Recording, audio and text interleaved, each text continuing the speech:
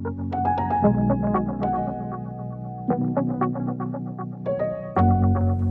everybody, Dr. Kevin here at Restorative with Dr. Ash, and I'm going to be talking with you all today about a really important topic that is growing awareness in the healthcare community, and that is with a couple of specific conditions that have to deal with children, called PANDAS and PANS. PANDAS is an acronym that stands for Pediatric Autoimmune Neuropsychiatric Disorders Associated with Streptococcal Infections. It's a mouthful. PANS stands for Pediatric Acute Onset Neuropsychiatric Syndrome, okay? So these are two different conditions. There's a lot of specifics that we want to be looking out for with that. Dr. Ash is going to go into what those symptoms might be. She's going to give a little bit about our story of how we are very keenly aware of what this condition looks like. Yeah, so we walked through this with our family, and one of our daughters actually did experience the PANS side of these conditions. So we, probably about 8 years ago, our daughter pretty much overnight started experiencing some very significant symptoms. So these symptoms would be always an abrupt and an acute onset. There's almost always an OCD, a very extreme OCD component to it, anxiety, aggression, severely oppositional behavior, bedwetting, and also frequent urination, as well as even sometimes anorexia, a decrease in math skills, night terrors and other sleep disturbances can go along with these conditions, as well as tics and head banging. Head banging was a really big one for us. So,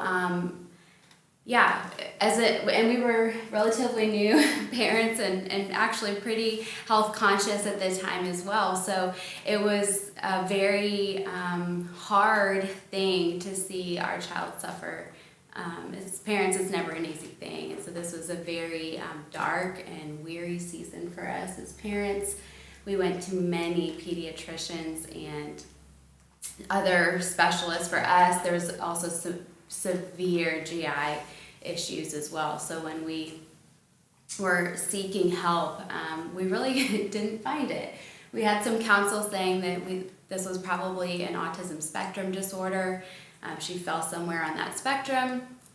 And for years, that's really what we thought it was. So it wasn't until about 2 to 3 years ago when we were at a functional medicine brain seminar that we became aware of PANDAS and PANS, and it was definitely a light bulb moment for us because she fit pretty much every one of those symptoms. And it's it's not a clear diagnosis. There isn't a diagnosis for this, but the symptoms really drive whether or not these kiddos kind of fall into these conditions. So that was really a clarifying moment for us, and I'm just really grateful to have that wisdom that we can be able to share with you all. And really, she had progressed beyond these symptoms before we ever learned of these conditions. And we're going to get on, in other videos and discuss what that looked like. But there's a lot of hope for you as parents and for kiddos that are experiencing these things.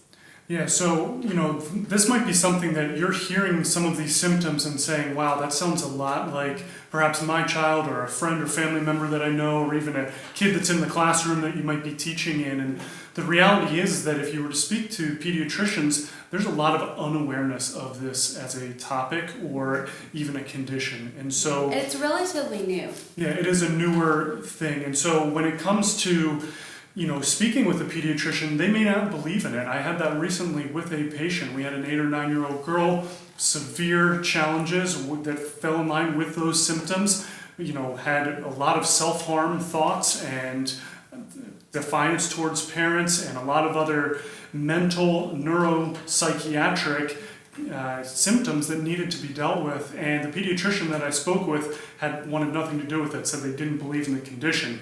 Had to get that child onto another pediatrician within the same practice who was willing to acknowledge that there was a child that was suffering and needed some help. And so we were able to begin the process of starting to work together to help that child. But we're going to get into, on a further video here, about how do you go about testing? How do you go about figuring out what might be happening? Because this sounds a lot like something that needs to be pursued.